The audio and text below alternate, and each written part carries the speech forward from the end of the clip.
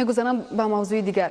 در نتیجه فعالیت فوری جستجوی کارمندان ریاست کمیته دولتی امنیت ملی جمهوری تاجیکستان در ولایت مختار کوهستانی بدخشان یک حالت قاچاق مواد نشه‌آور و یراق آتشفشان آشکار و پیشگیری کرده شد.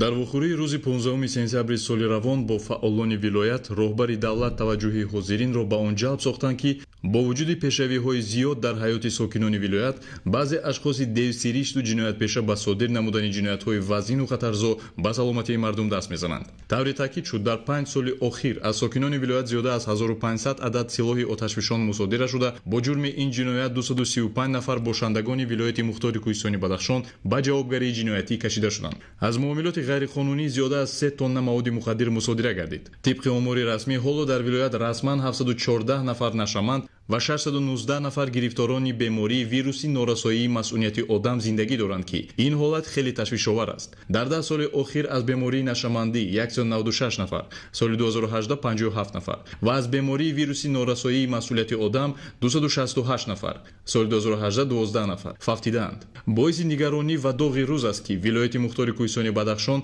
аз рӯи ҷиноятҳои вобаста ба гардиши ғайриқонунии силоҳи оташфишону маводи мухаддир дар кишвар мавқеи аввалро ишғол мекунад. танҳо дар давраи солҳои 2016-2017 4 ҷинояти куштор бо истифода аз силоҳи оташфишон сурат гирифтааст ки дар натиҷа кӯдакону ҷавонони бегуноҳ ба ҳалокат расиданд. ин нафарон низ мехостанд зиндагӣ кунанд. ҳамин аст бадбахтӣ.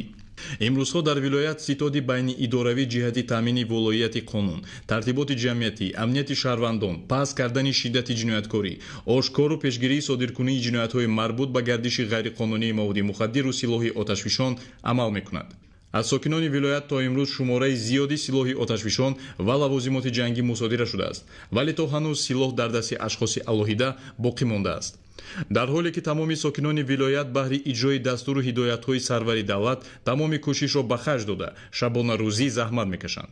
саркардагону аъзоёни гурӯҳи муташаккили ҷиноятӣ виҷдону инсоф ва маърифати инсониро зери по карда манфиатҳои шахсии худро боло донистаанд. дар як вақт гурӯҳҳои муташаккили ҷиноятӣ чунин вонамуд мекунанд ки ба ҳаёти осоишта гузашта доираи қонун зиндагӣ доранд, вале далели боло ин даъвоҳоро ботил месозад.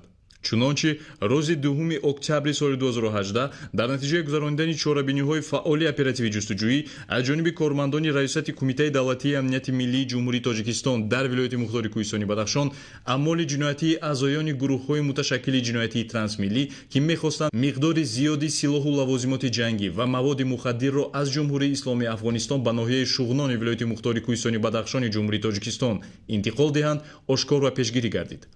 дар натиҷаи амалиёт ва задухурди мусаллаҳона дар минтақаи назди сарҳадии барчиди ҷамоати деҳоти поршневи ноҳияи шуғнон қочоқбарон аз торикии шаб истифода карда аз ҷои ҳодиса фирор намуданд.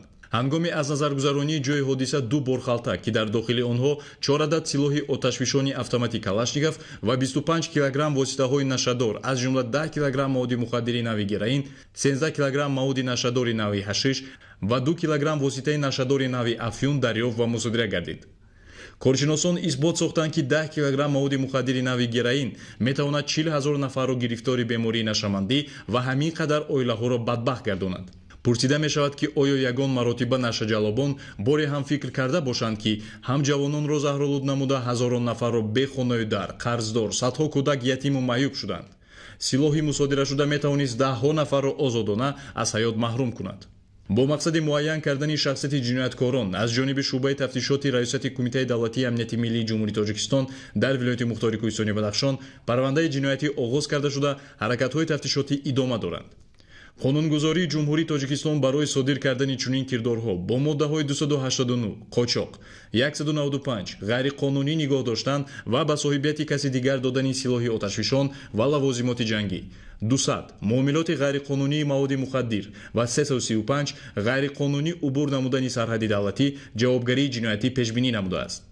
дар урфият нафси бад балои ҷон мегӯянд ки бемуҳобот дуруст аст. амалу кирдорҳои ношоистаи афроди ҷиноятпеша касро ба ин андеша водор месозад.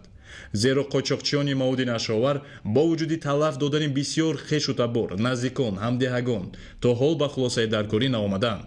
бояд таъкид кард ки масъалаи мубориза бар зидди маводи мухаддир ва қочоқи силоҳи оташфишон дар ҳақиқат мубориза барои таъмини ҳаёти осоиштаи мардуми тоҷикистон мебошад.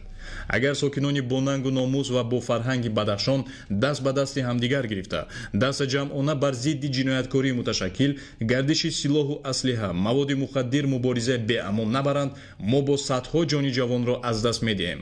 бояд ҳамаи мо донем ки пагоҳ дер аст.